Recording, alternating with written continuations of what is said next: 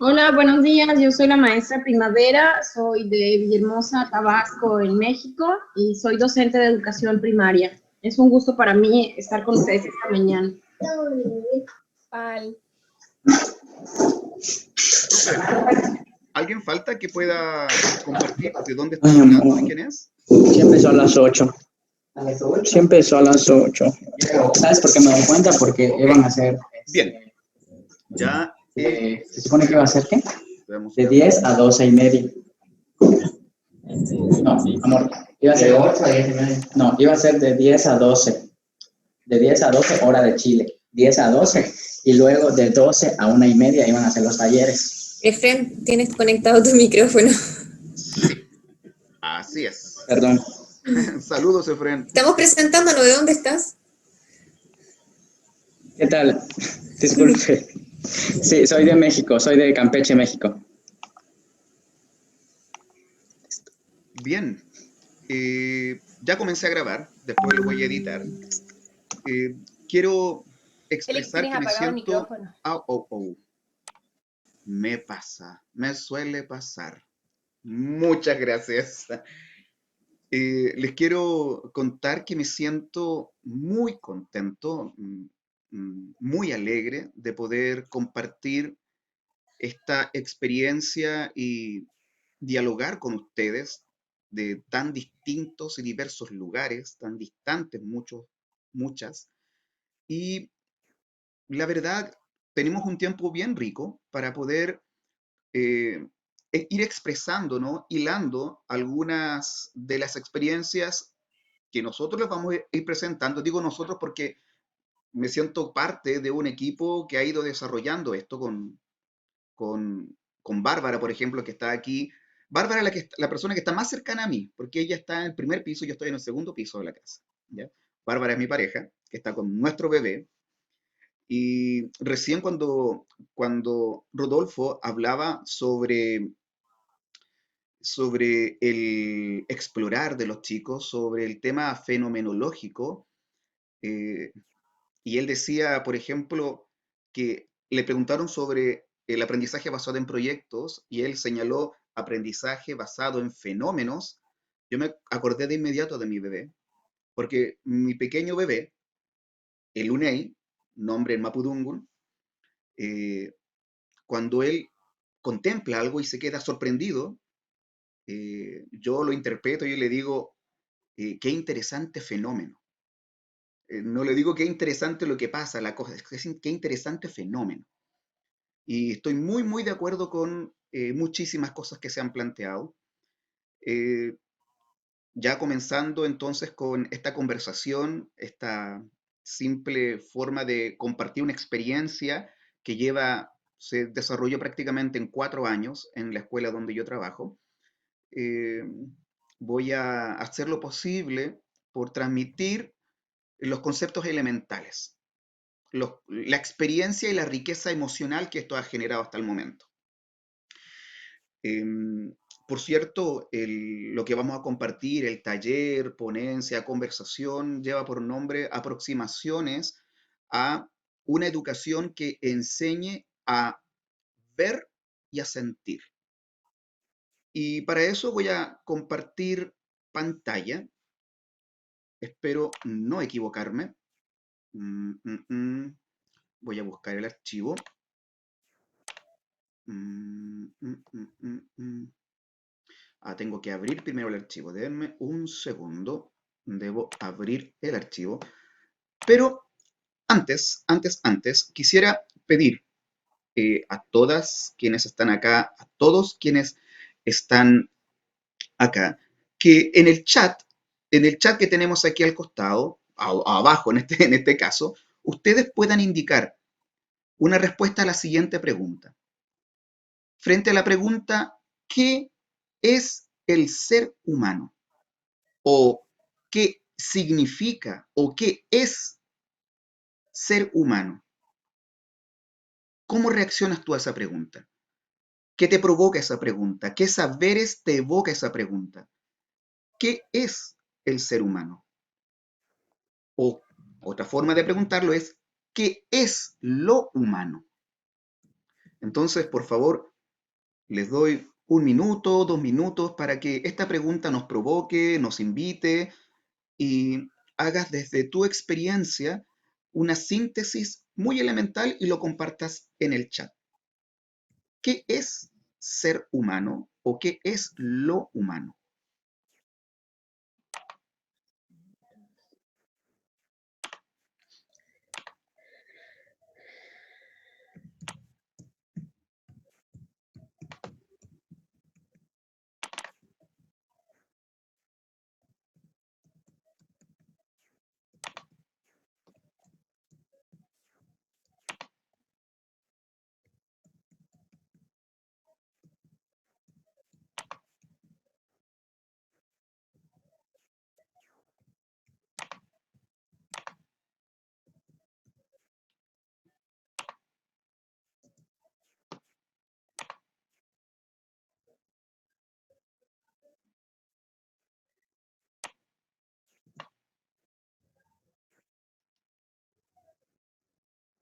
Bueno, voy a ir leyendo algunas cosas que ustedes están expresando. Un conjunto de vivencias, emociones, saberes e intenciones, nos dice Romina. Conocimientos, sensibilidades. El ser humano es un constructor de significados, un conjunto de generalidades. Lo humano para mí es conducirse en la vida con amor, paz, empatía, compasión en todo momento. Ser humano es sentirse persona. Somos seres pensantes, capaces de sentir y amar. Somos seres únicos. ¿Ok?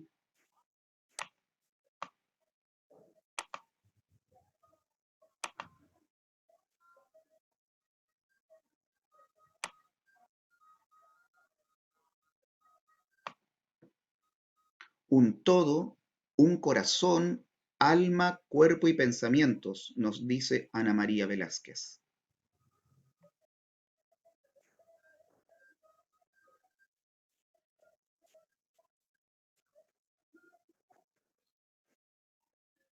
Me encantó lo que también expresó Estela y de hecho lo tengo registrado en la presentación, lo incorporé, cuando dice que el rol de los profesores o la función del profesor no es llevar las respuestas, ¿no? Sino más bien llevar las preguntas al aula. ¿Qué es lo humano? Es el reconocer la naturaleza biológica que nos da múltiples capacidades y potencialidades individuales y el profundo reconocimiento de la interdependencia de nuestra vida que nuestra vida guarda con el resto de la naturaleza. Somos individuos y especies en interrelación con el resto de las formas de vida. David, yo no voy a dar más el taller porque eso es básicamente hacia donde vamos a enfocar la conversación. Muchas gracias. Somos animales con capacidad de raciocinio, autoconciencia, emocionalidad. Maravilloso.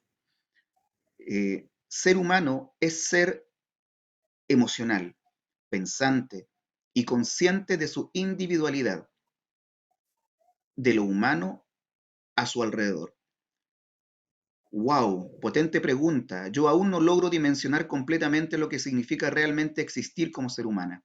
Pienso que son múltiples los planos desde los cuales me puedo experimentar, lo material, lo espiritual, lo racional, entre otros. Desde ahí voy construyendo significados de mis vivencias, de manera fractálica con el todo.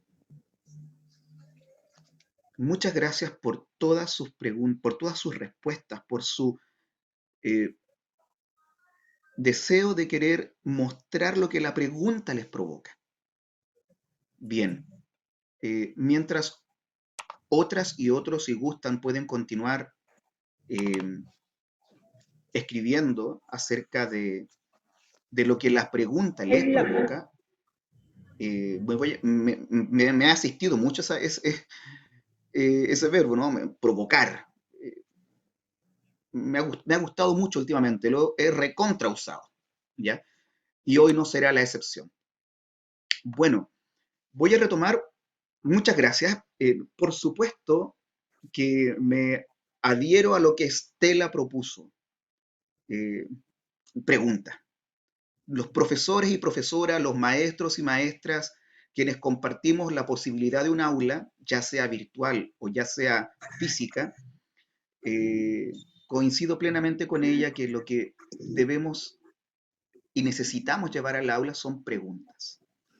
Y creo humildemente que una de las preguntas que debe estar reiteradamente en el aula, aunque a veces tenemos una definición, después la podemos ir modificando, la podemos ir podando, incrementando, enriqueciendo, profundamente creo que las preguntas sobre el ser humano son de las más relevantes que podemos instalar en el aula.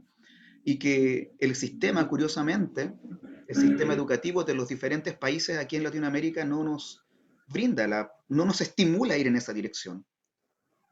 Contrariamente, ¿cierto?, a lo que Estela propone y sintetiza en esa frase que acabo de citar de ella, el sistema dice que tenemos que dar las respuestas, que tenemos un currículum y le tenemos que pedir a los estudiantes que repliquen ese currículum y que repliquen tal, y ojalá palabra por palabra, ¿no? Porque no vayan a equivocarse, eh, lo que está en los textos o lo que es el conocimiento convencional y por lo tanto la búsqueda queda un poco restringida, no un poco, queda bastante restringida y no es un elemento eh, espontáneo en el aula. Aproximaciones a una educación que enseña a ver y a sentir. La pregunta es por qué aparece este señor acá que provoca algunas reacciones controversiales en muchos. A mí en lo personal me provoca una admiración muy histórica. Ya conozco mucho acerca de su santidad el Dalai Lama. Respeto cómo lo denominan a él. Tuve la oportunidad, como lo expliqué en otro taller, de viajar a India el 2018, de conocerle a él y de conocer la cultura tibetana y lo que tiene que ver con respecto a la educación tibetana. Y sencillamente tengo muchas palabras de admiración y muchas cosas que me hicieron reflexionar en torno a la educación y en torno al ver y sentir. Eh, Voy a pasar. Eso es una imagen de cuando estuvimos con el Dalai Lama, su santidad. Teníamos una reunión de 45 minutos programada y en realidad la reunión terminó en 1 hora y media. Debo decir que es un ser, una entidad biológico-espiritual, como queramos llamarle.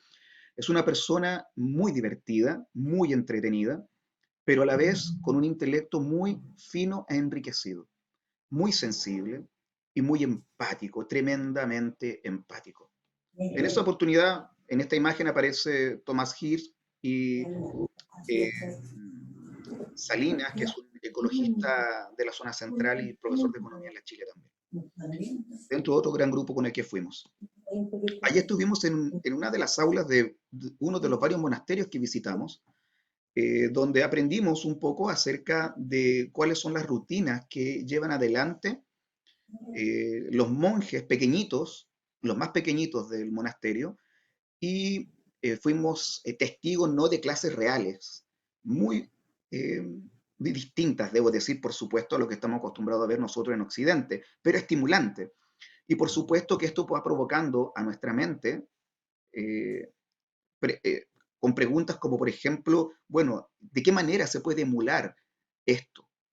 Debo decir que una de las cosas que más me impactó de este tipo de enseñanza se dio cuando, creo que borré, dentro de las cosas que borré recién, bueno, una de las cosas que más me impactó cuando estuve en una de las escuelas, que no era un monasterio, una de las escuelas de Macleogan, que es la comunidad tibetana, eh, fue cuando me llevaron a una sala donde estaban niños y niñas de kinder. Y era una sala muy grande, circular, con muchos sectores tipo pedagogía Waldorf o Montessori. Ellos se basan mucho en lo Montessori. Y veo a niñitos pequeñitos y niñitas pequeñitas que me recordaban mucho a la gente del mundo aymara donde yo me desempeño.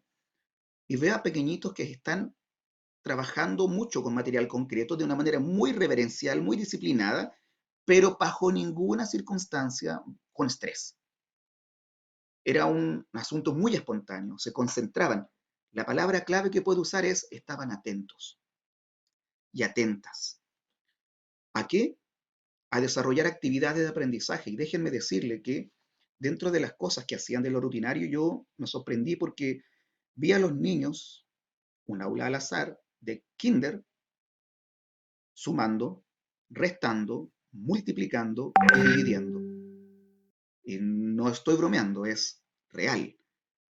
Y no destaco por sí el hecho de estar tan pequeños que sepan sumar, restar, multiplicar y dividir, sino que por sobre aquello yo destaco el hecho de que tenían una capacidad atencional.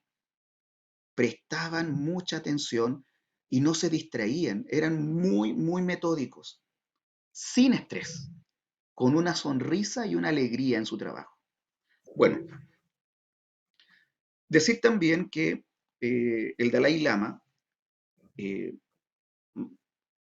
haciendo un guiño, ¿no?, a lo que decía Rodolfo Bachler, está muy vinculado al mundo de la neurociencia. En este caso, en Chile, ha estado muy vinculado desde un inicio a Francisco Varela y después de su muerte, ¿no?, ha continuado en diálogos con Humberto Maturana, ambos neurocientíficos y biólogos respectivamente destacados a nivel mundial.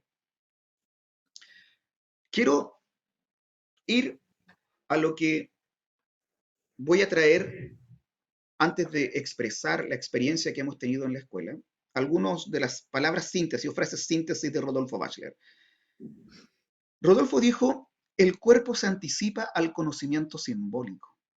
Yo he tenido un par de conversaciones con Rodolfo, ha sido muy generoso conmigo en varias ocasiones que lo hemos invitado a algunas conversaciones, y esta frase me atrapó, porque sintetiza muy bien la razón de por qué hay que aprender a ver y aprender a sentir.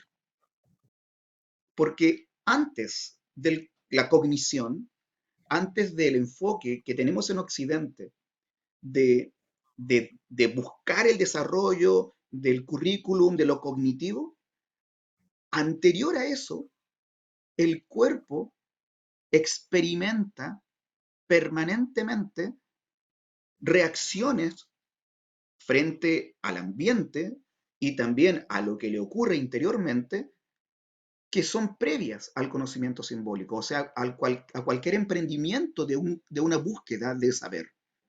O sea, el saber pasa primero por el cuerpo, pasa primero por cómo nuestro cuerpo va experimentando reacciones. Y sobre ese experimentar van emergiendo sensaciones, van emergiendo emociones. Y ese emerger de las emociones, sentimientos y sensaciones es lo que nosotros creemos que hay que aprender a ver. O sea, en otras palabras, hay que aprender a ver el aparecer de los fenómenos. Y hay que ayudar a nuestros estudiantes a que tengan la capacidad de focalizar su atención para que experimenten el aparecer. Vamos al siguiente. Algo me pasó. Ahí está. Rodolfo también dijo, el sentir es la primera etapa del aprendizaje. Y déjenme compartir con ustedes que acá en Chile al menos, este sentir está totalmente invisibilizado. Hoy en día, dado el contexto de pandemia, se ha hablado mucho de contener. De verdad, a mí ya esa palabra me tiene saturado.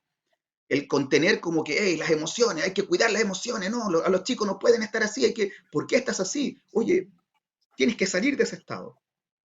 No, porque se ha tomado así. Llegan instrucciones y lo que me dice la UTP y lo que me dice el director es, hay que contener. Urgente, alarma roja, hay que contener. Nosotros humildemente creemos que hay que enseñar a tener la experiencia de ver nuestro sentir, de aprender a ver lo que nos pasa por dentro, lo que nos sucede por dentro. Que como vemos en esta síntesis de frases, ¿no? si aprendemos a ver el aparecer de nuestras emociones, si las aprendemos a identificar, si aprendemos a reconocer corporalmente cuando nos están sucediendo, eso nos brinda una capacidad de anticipación que nos permite generar momentos de aprendizaje mucho más adecuados y mucho más perdurables.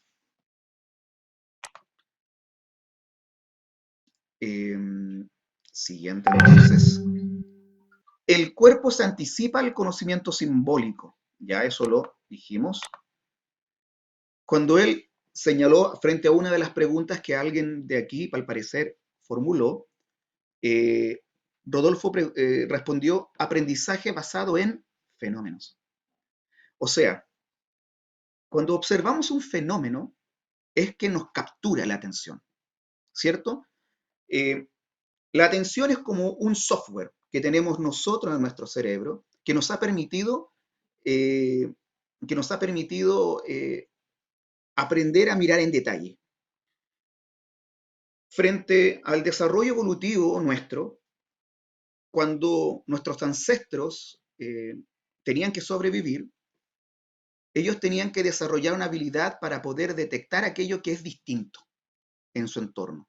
Y aquello que era distinto capturaba su atención. Y aquello que era distinto y no lo conocía, para ellos era un fenómeno a entender. Había que buscar una forma de aproximarse a entender esos fenómenos. Y su atención se enfocaba en ese fenómeno. Qué interesante es verlo de esa manera. La vida, la experiencia humana en cualquier entorno tiene que ver con el enfrentarse a fenómenos. Fenómenos sociales, fenómenos biológicos, fenómenos emocionales, fenómenos de distinta índole corporal, pero fenómenos psicológicos son fenómenos. Entonces, el tratar de poder comprender que la atención se conquista fácilmente cuando hay fenómenos por entender, nos abre un camino acerca de, entonces, el rol que juega la atención y la capacidad de focalizar la atención para aprender a ver. Y cuando aprendemos a ver, ocurre algo muy interesante en los estudiantes. Ocurre aquello que podríamos decir que es una captura permanente de la atención, sin necesidad de que el docente o la profesora o profesor esté diciéndole, oye, presta atención, oye, presta atención, la frase, ¿no? Préstame un poquito tu atención. En cambio, cuando somos capaces de presentar fenómenos para que el chico los explore, la atención la ganamos de manera automática. Pero hay que ayudar a construir justamente ese interés. Voy a tratar de ver cómo se hace para ir viendo el chat porque creo que ahí está. Dice, muy interesante, dice Efren, el punto y finalmente los fenómenos conllevan emociones, cogniciones y experiencias. Así es. La contención igual puede ser una herramienta desde la cual les muestra a las niñas, ¿cierto?, la posibilidad de autoconocerse, viendo y sintiendo sus emociones y revelando los aprendizajes que éstas les otorgan. Una contención que valida no esa que espera superar la emoción. Tienes toda la razón. Yo me refiero a la última, ¿no? A esa que se ha manoseado y a esa que ya es una frase cliché, ¿no? Hay que contener. Ya ahora no hay mucha... yo me refiero más bien a lo último, ¿no? Cuando es una contención adecuada de una verdadera preocupación, por supuesto que es absolutamente valiosa. A ver. Ok, voy a continuar. Vamos a pasar a la siguiente. Bueno, Francisco Varela, este gran amigo de su santidad el Dalai Lama, de hecho, quiero contarles que cuando nos entrevistamos con él nos expresó un tremendo afecto por el pueblo chileno y por los científicos chilenos. Él nos confidenció que en su habitación después tuvimos acceso, ¿no?, a ver la dinámica de su habitación, que es muy simple. Dice que él tiene una sola imagen de una persona a la cual él valora como científico, y es la imagen de Francisco Varela. Es muy interesante saber eso, que él lo considera como un gran amigo, un chileno, neurocientífico precursor, ¿no?, de esta frase que está acá en pantalla, de que a mí me provocó y me capturó ya desde hace muchos años, apenas la escuché. Él estuvo en una entrevista, Francisco Varela, en una ocasión, con Christian Barken, y está en YouTube esa entrevista, yo la recomiendo, buscar en La belleza de pensar, Christian Barken con Francisco Varela. De hecho, la acabo de bajar, no sabía que estaba en texto, muy interesante. Y hay una frase, hay una parte en la que él se dedica simplemente a explicar sobre el aparecer de las cosas. Y había un vaso con soda, y él le pide a la gente que imagine básicamente que ahí está el vaso, ahí están las burbujas, y en qué momento aparece la burbuja, que uno trate de capturar el momento en que aparece una burbuja. ¿Cuándo aparece? Ese momento en que no estaba, pero ahora está. Eso es un fenómeno maravilloso, muy simple y un ejercicio interesante. Afortunadamente, parte de la entrevista que logré capturar dice: ese es el método fenomenológico, poner en paréntesis lo que yo creo que es, para volver a mirar constantemente el fenómeno y escucharlo. Yo me siento capturado por esto, volver a mirar constantemente el fenómeno, pero previamente a eso, aprender a que nuestra mente haga un paréntesis. En la propuesta del Dalai Lama, que se llama aprendizaje social, emocional y ético, a eso se le denomina humildad epistemológica. Y la humildad epistemológica se refiere básicamente a la capacidad de reconocer que puede ser que mi punto de vista no sea finalmente el más acabado o el más perfecto. Y que por lo tanto es importante escuchar otros puntos de vista y poder atender sin prejuicios, ¿no?, lo que el otro dice. Es una forma, esto está aplicado al otro, ¿no?, cuando en esta propuesta educativa se propone que el estudiante y el profesor, a su vez, primero el profesor y luego el estudiante, pueda desarrollar esta habilidad de humildad epistemológica, que es muy contrario, ¿no?, a este intelectualismo que uno va rigidizando cuando va a desarrollar una formación académica, ¿no?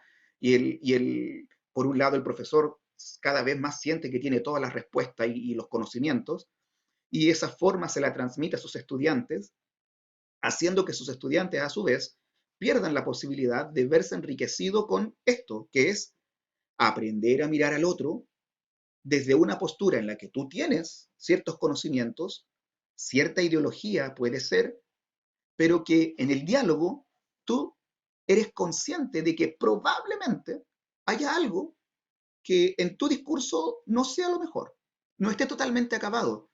Y frente a eso, es muy importante escuchar al otro con la posibilidad de verse afectado por el otro, que el otro te contribuye. Bueno,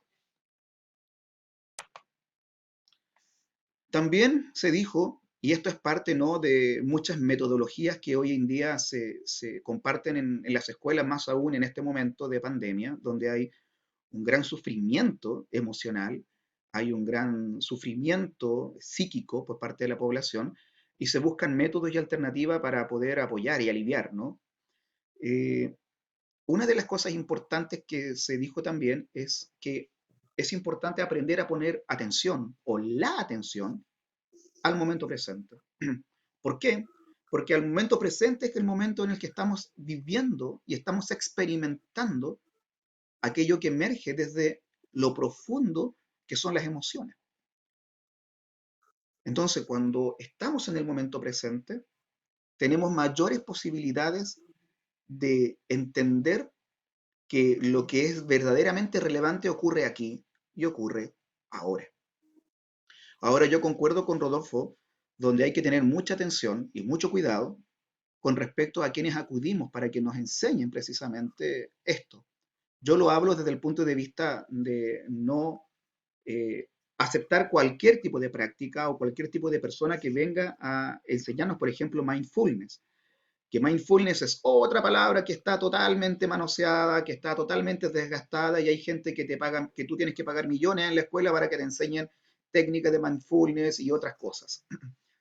Yo pienso que hay suficiente información y técnicas gratuitas en los medios, en YouTube, por ejemplo, de gente que comparte su conocimiento, pero siempre hay que ser muy estrictos, hay que buscar un punto en el que sea todo, desde mi punto de vista, sea todo lo más científico y riguroso posible y que no se transmitan en instancias, por ejemplo, para hacer ejercicios de meditación o respiración o yoga, que no se transmitan otros elementos que, que nuestros estudiantes, por ser pequeños, puedan ser como adoptar porque simplemente somos nosotros quienes se los enseñamos, ¿no? Y en ese sentido hay que ser muy atentos y muy juiciosos de centrarnos en aquellas cosas que son universales por aquellas que son de nuestra propia, eh, quizás, ideología o religión. Hay que ser muy cuidadosos en eso.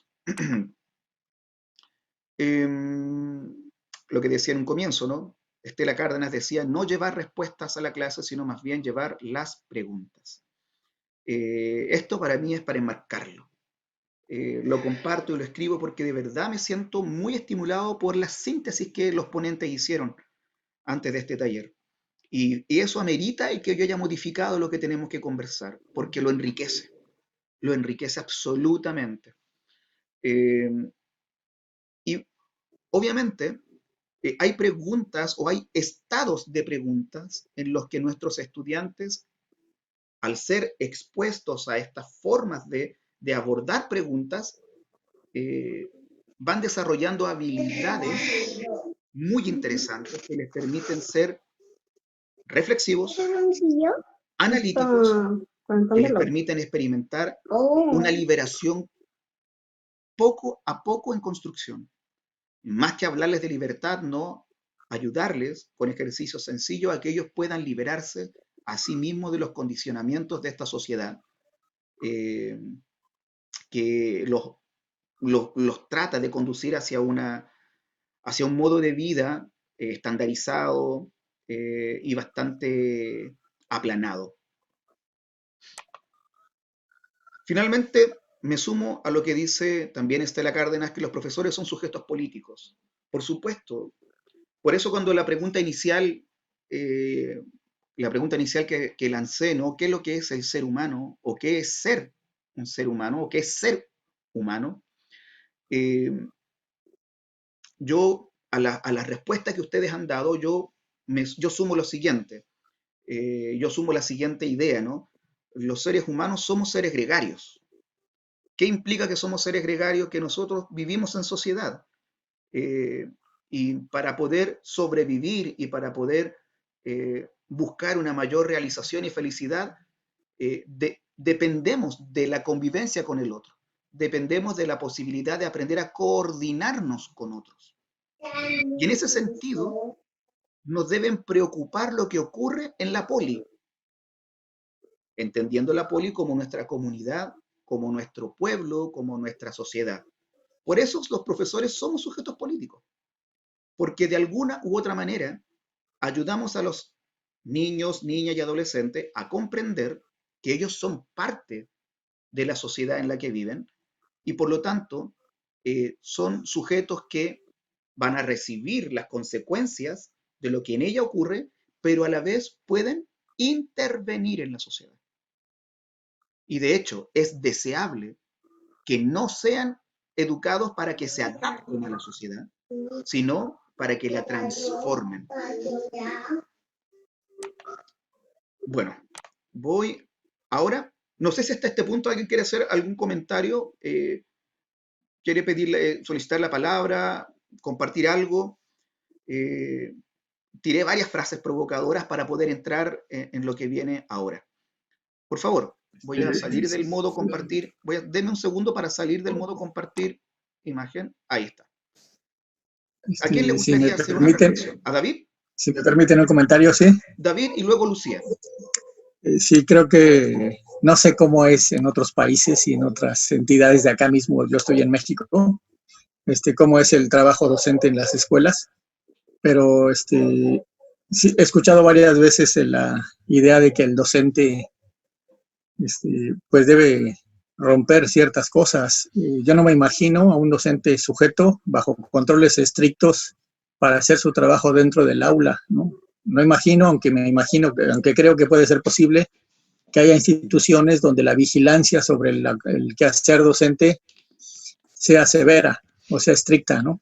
Pero creo que los docentes tenemos una ventaja grande a partir de la experiencia que generamos con el trato con nuestros estudiantes, para ofrecer otros recursos, para ofrecer otras ideas, para alentar la reflexión, la no repetición de esquemas estandarizados y ayudarles a que aprendan como dice el texto de este taller, que aprendan a sentir, a identificar su emoción, no como un elemento que deben dominar, sino comprender, para entonces iniciar procesos de reconocimiento, de búsqueda y de aceptar esa maravilla que se comentaba de ver a lo mejor cómo nace una idea o cómo aparece un fenómeno, ¿no? Así es. Creo que desde esa posibilidad puede el trabajo del docente ayudar a que los estudiantes generen un pensamiento nutrido, pero libre, ¿no? Estoy muy de acuerdo contigo, David. Solo decirte que en Chile es así de rígido. Y yo voy a compartir una experiencia muy personal que me ocurrió ayer, que ejemplifica lo tremendamente rígido y policíaco que es el Estado, en este caso el Ministerio de Educación y las comunidades en su gran mayoría en Chile. Cuando les sirvas, tienen que apagar la tele, ¿eh? Paulina, tienes tu audio en... Se escucha lo que compartes. Saludos, Paulina. Lucía, por favor. Gracias, Sí, te agradezco mucho. Mira, soy docente 40 años, 42 en realidad, y he trabajado soy profesora de biología y química de formación para luego dedicarme a la orientación. Me permitía estar más afectivamente comprometido con los niños. Esa era mi postura, por eso lo dejé.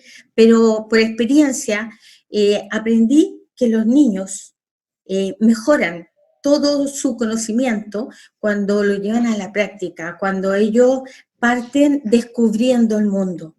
Y el docente en este caso es que les acompaña en esta etapa. Tengo experiencias maravillosas con ellos que no es el momento para compartirlo con todos ustedes, pero de veras que fue realmente muy lindo. Y estuve leyendo un poco estoy estudiando neurociencia además, estuve leyendo un poco acerca de la educación japonesa, donde durante 3 o 4 años iniciales a los niños se les condiciona, digámoslo en el buen sentido, en valores, en conductas, en comportamientos de respeto hacia el otro, de colaboración, de reciprocidad, etcétera, y trabajan solamente el desarrollo emocional para luego recién iniciarse en la parte digamos, de conocimiento de lo que tú requieres, pero a partir de la emocionalidad. Yo quería saber qué es lo que tú opinas con tus conocimientos, con lo que tú has aprendido con respecto a este tipo de experiencia que tienen los japoneses.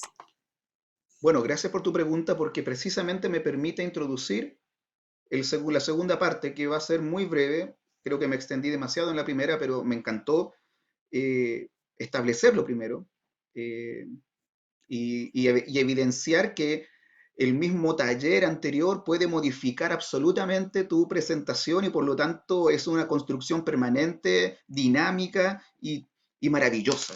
Sobre todo es maravilloso. Bueno, les voy a volver para... Gracias a Lucía, nos pusimos de acuerdo con Lucía para que ella introdujera la segunda parte, ¿no? Así que... No, mentira. Lucía lo hizo perfecto, me dio el pase ideal. Voy a compartir nuevamente pantalla. Respecto de lo que tú planteas, creo que para mí se resume de la siguiente manera mi postura. Yo creo profundamente, en base a lo que he investigado, en base al conocimiento científico desarrollado, por supuesto, basado en temas neurocientíficos, que el ser humano no es un ser racional. El ser humano es un ser eminentemente emocional con capacidad de raciocinio. Pero la inmensa mayoría de nuestra toma de decisiones, de la forma en que nosotros nos conducimos, de manera consciente e inconsciente, emerge y se fundamenta en lo intuitivo y en lo emocional. Por lo tanto, es urgente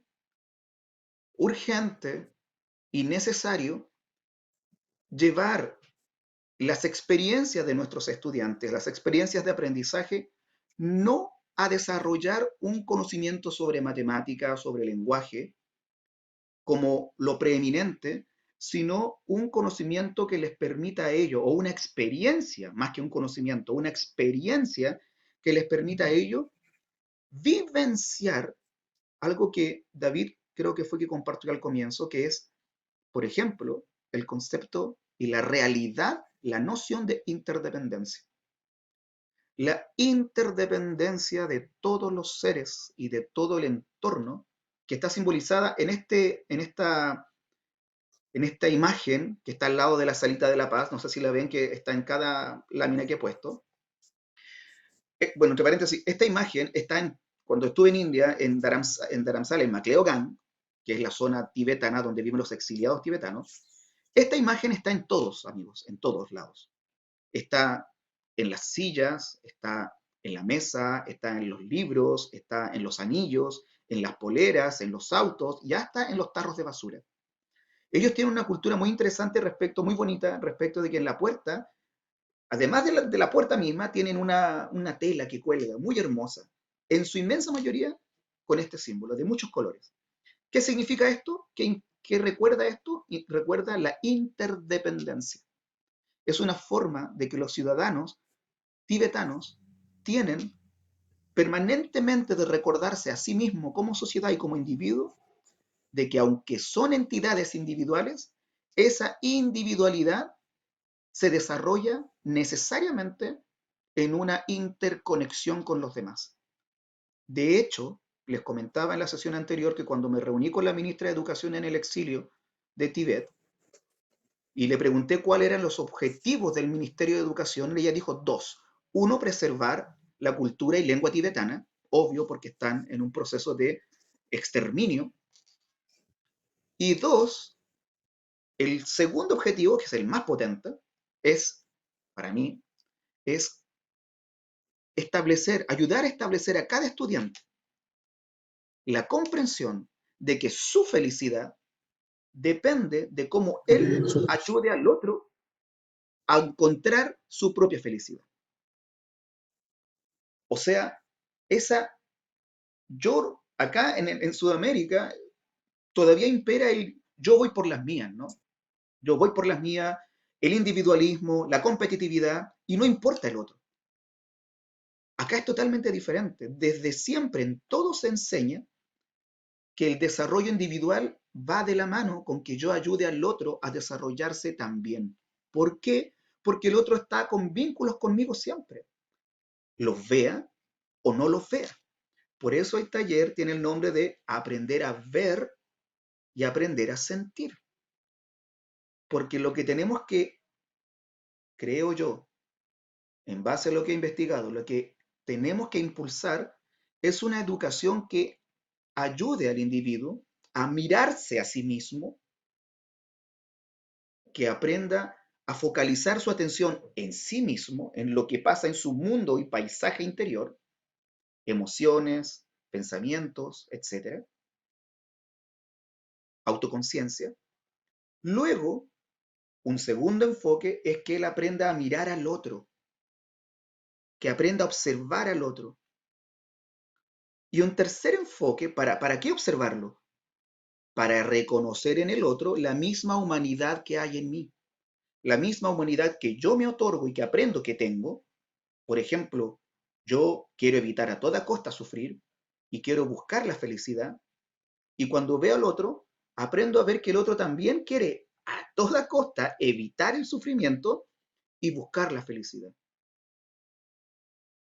Y cuando me doy cuenta que además yo y el otro formamos parte de un sistema, de esta interdependencia, sistema dentro de otro sistema, y el niño y la niña y el adolescente se vuelve consciente de que forma parte de sistemas, y estos sistemas están interconectados, entonces sus decisiones comienzan a ser éticas. Tiene una fuerza ética muy potente, porque comprende que la decisión que tome no solo lo va a afectar a él, sino que va a empezar a afectar al otro, va a continuar afectando al otro, cercano o lejano, y va a terminar reproduciendo un efecto en el entorno. A eso se le denomina el triple enfoque. Creo que por acá tengo, lo tenía por acá el libro, el triple enfoque. Y yendo en dirección de lo que Lucía planteaba como pregunta, yo creo profundamente que es necesario implementar en los establecimientos prácticas que pongan en primer orden y lugar ejercicios cotidianos, reales, experiencias, prácticas que permitan a los estudiantes aprender a cerrar los ojos y a mirar lo que le ocurre dentro y ver lo que le sucede y lo que emerge, y luego también aprender a ponerse en contacto con el otro, buscando coordinarse con el otro, comprendiendo que el otro es distinto, pero que tiene elementos de similitud.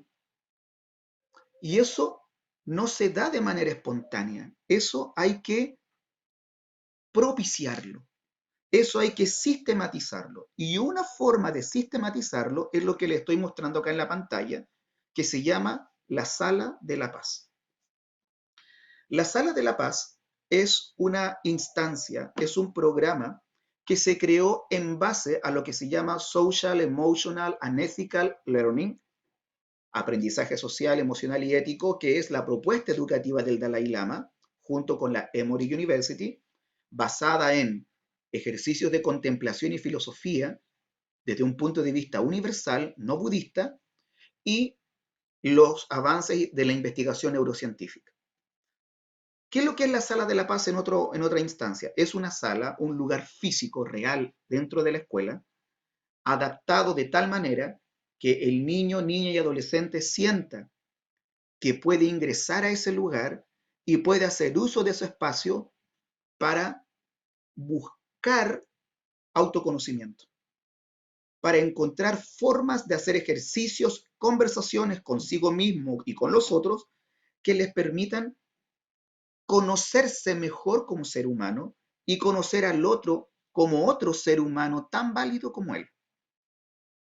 La Sala de la Paz, por ejemplo, tiene una alfabetización emocional. ¿Qué quiere decir? Por ejemplo, allá en el fondo se ve unos elementos que eran pequeñitos, quizás no se distinguen muy bien, pero, por ejemplo, nosotros ponemos rostros de todas las emociones básicas en cada sala y en la Sala de la Paz.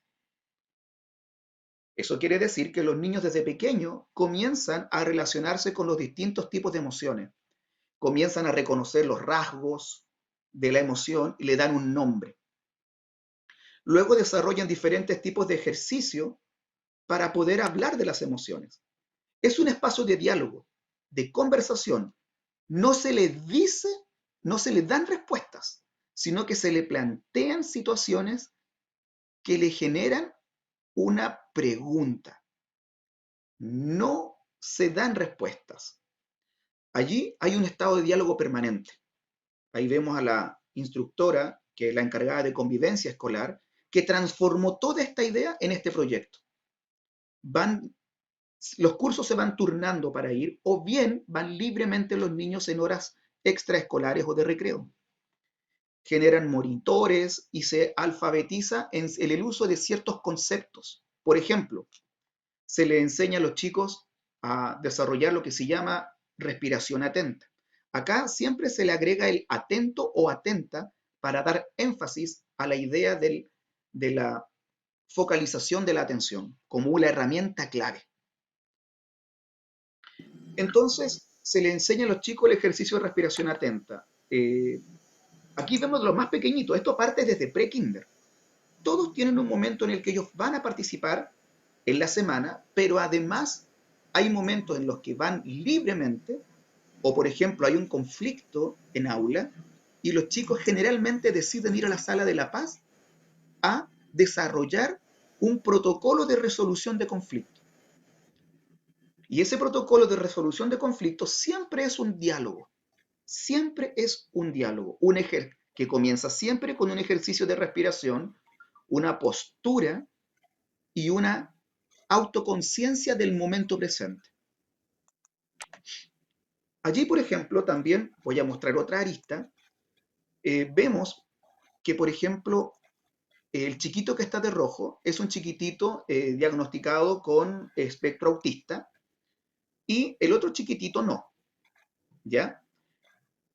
La sala ha ido cobrando una experiencia interesante respecto a cómo los niños con diagnóstico de espectro autista van a este lugar y generan actitudes y predisposiciones muy diferentes al aprendizaje que las que expresan en aula. ¿Por qué? Porque la sala de la paz es una instancia donde ellos comparten con otros, pero los otros son conscientes de la condición del compañero. Por ejemplo, hay compañeros, en este caso hay un chiquitito, pero hay compañeros más grandes que cuando van y coinciden en el momento en la sala de la paz con este pequeño, y por ejemplo quieren usar el karaoke para cantar una canción, si llega este pequeño, ellos se adaptan y le bajan al mínimo el volumen porque son conscientes que el ruido excesivo molesta al compañero. Y estamos hablando de niños grandes de octavo, por ejemplo, que por lo general son catalogados como niños problema, pero que dentro de este espacio aprenden a desarrollarse en un código distinto, poniendo atención en el otro. Ponen atención en el otro, lo observan y se dan cuenta que el otro es tan válido como él y lo respetan. Allí hay otro ejercicio con el curso de Bárbara, que está por aquí presente, que está donde ella está haciendo un ejercicio de respiración, de introducción al mundo de la respiración atenta, de la respiración consciente, a través de un juego de globos.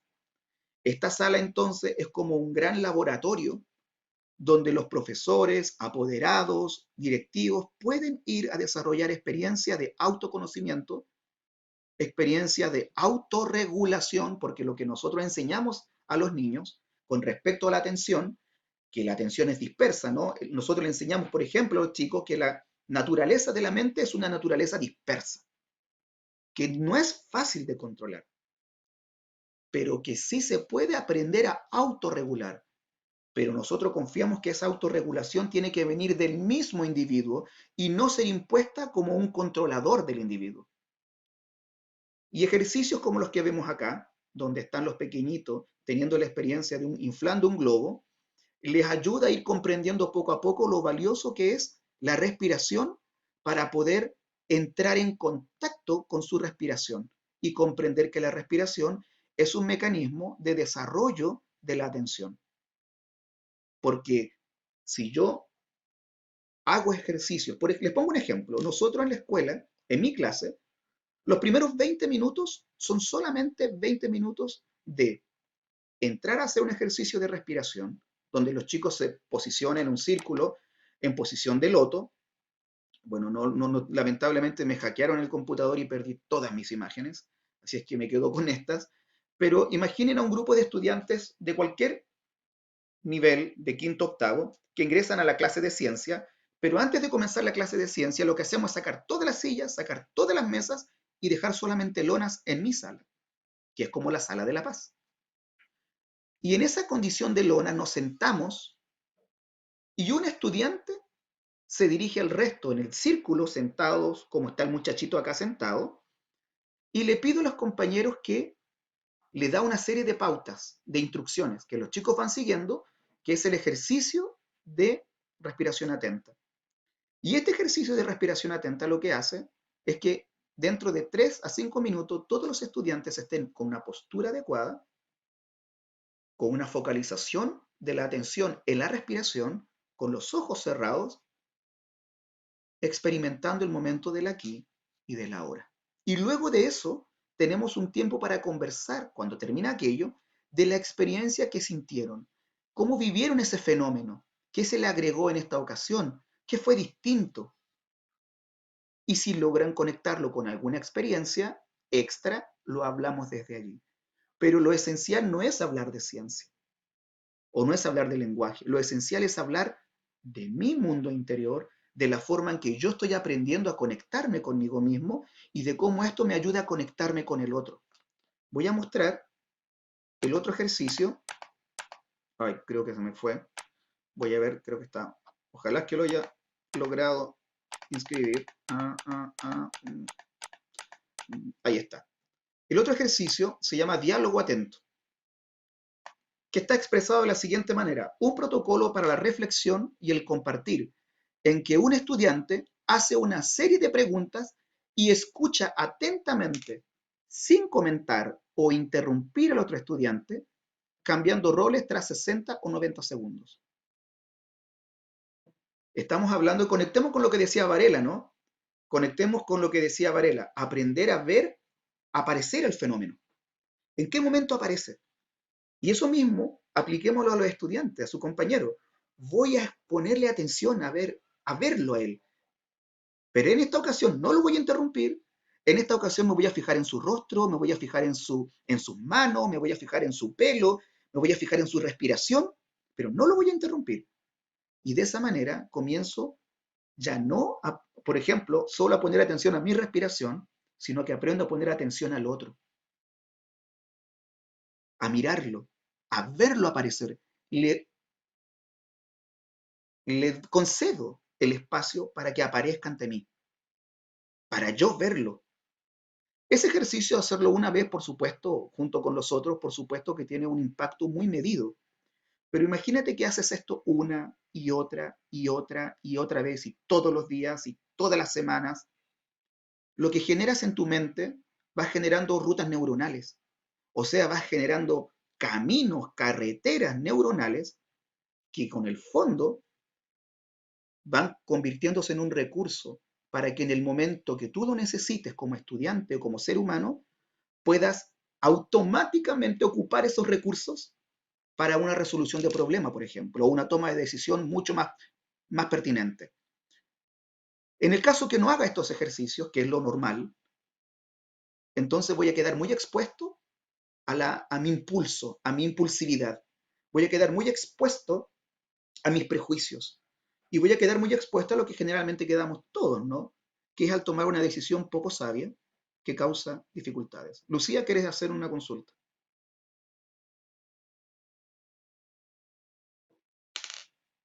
Sí, Lucía, te escucho. Sí, disculpa, es que tenía el micrófono apagado. Con respecto a esto que me parece muy interesante, yo soy mediadora educacional, además, Wow. y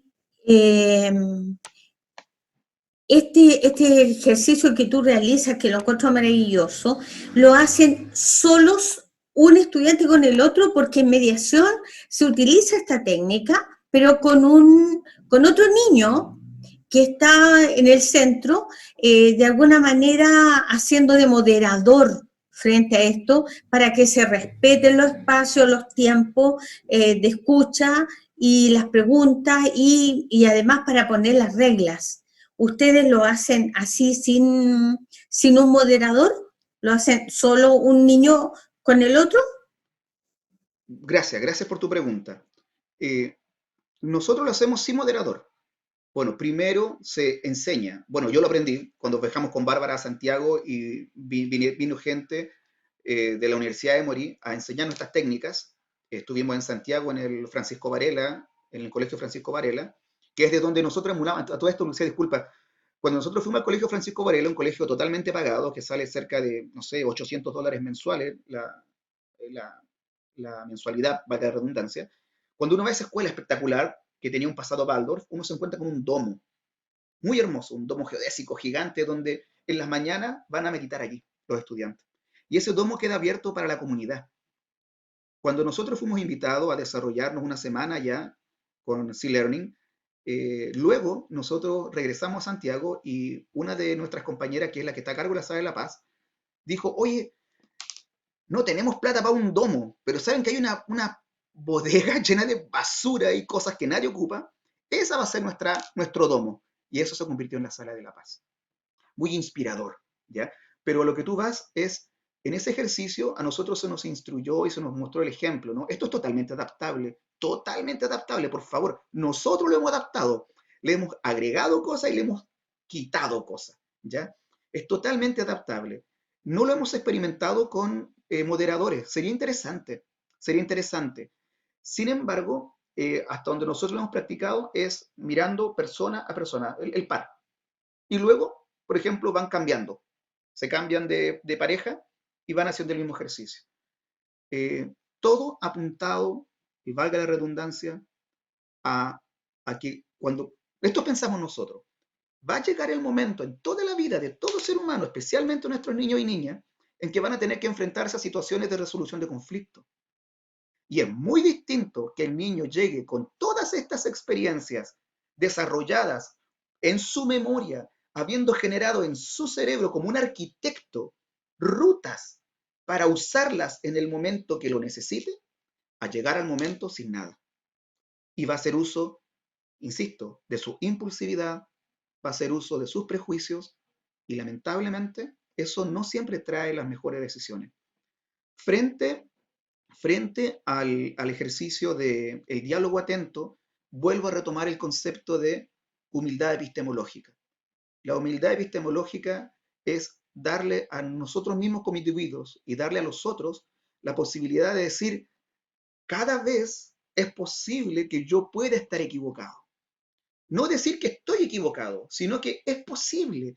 Existe una razonable probabilidad de que cuando yo me enfrente a conversar con el otro o cuando me enfrente a un cuerpo de conocimientos nuevos, es posible que no sea yo el que esté el 100% correcto. Me enfrento con humildad al otro y entonces de esa forma puedo tener un mayor acceso a la visión y postura del otro. O sea, desarrollar una empatía distinta. Finalmente decirles, estimadas amigas y amigos, porque creo que el tiempo ya llegó, que lo que citó Rodolfo a comienzo, cuando él cerró su exposición, él habló de un proyecto que estamos llevando a cabo en Arica, con mi curso, que se llama el Wi-Fi para Todos. Bueno, precisamente ayer en el canal CNN Chile y en Chilevisión salió un reportaje sobre esto, donde entrevistaron al chiquitito gestor de aquello, que se llama Iván Cruz. Es un estudiante que precisamente ha estado expuesto a esto durante 4 años. Y él ha sido uno de los líderes en la Sala de la Paz. Él es un asiduo interventor en la Sala de la Paz. Él es el ministro de Medio Ambiente. Por eso, Lucía, yo creo que a los profesores de ciencia esto le hace mucho sentido. Porque la ciencia, tal como decía David también, y lo vinculo con lo que tú dices, Lucía, la ciencia te muestra evidencias del ecosistema, por ejemplo, de un ecosistema. Te muestra evidencias total de una interdependencia. ¿Qué pasa si el plancton en algún momento, por la subida del nivel de la temperatura del mar, comienza a morir? Produce todo un efecto. Pero el plancton está como a 200 millas de donde yo vivo, pero te va a afectar igual. Ese nivel de conciencia, cuando un niño dice, oye, yo soy un ser individual rico, ya aprendí que soy un ser individual, pero no es lo mismo que ser individualista, sino que soy un ser individual en directa relación con otros seres. Somos un fenómeno emergente, somos un fenómeno que permanentemente está brotando y cuidándose a sí mismo.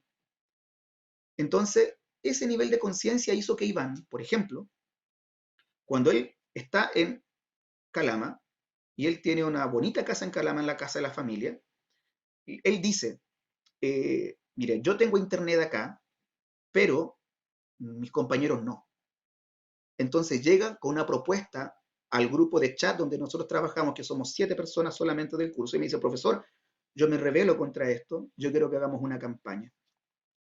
Y esa campaña es para que todos tengan Wi-Fi, no solo yo. Y así llega con el hashtag, una declaración que hace 2 días se le entregó a Piñera, tenemos la foto, hay el compromiso, una respuesta, sabemos que no va a ser de las mejores, ¿ya? Pero mientras estamos en aquello, a ello le llamamos un último concepto que me gustaría compartir, se llama empatía intrépida. La empatía es ponerse en el lugar del otro, ¿verdad? Y aprender a sentir lo que el otro siente. Pero la empatía intrépida va más allá. Es la capacidad desarrollada en los individuos de que cuando detecta el sufrimiento en otros, a través de la empatía, sus recursos son movidos para que tome decisiones que ayuden a la liberación del sufrimiento. O sea, se considera responsable en algún grado de buscar lo necesario para ayudar a la liberación del otro. De ahí que me encanta Refundación Gremial y Pedagógica, porque lo que postula Refundación Gremial y Pedagógica es una pedagogía, una educación liberadora, ¿cierto? Transformadora y humanizadora. Amigos, quedan 30 segundos, lamento mucho esto. Por favor, hay un...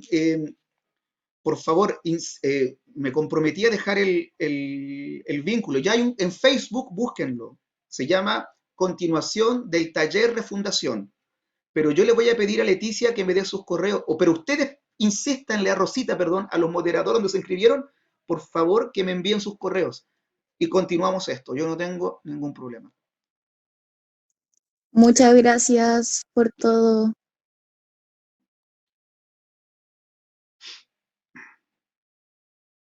Es maravilloso poder compartir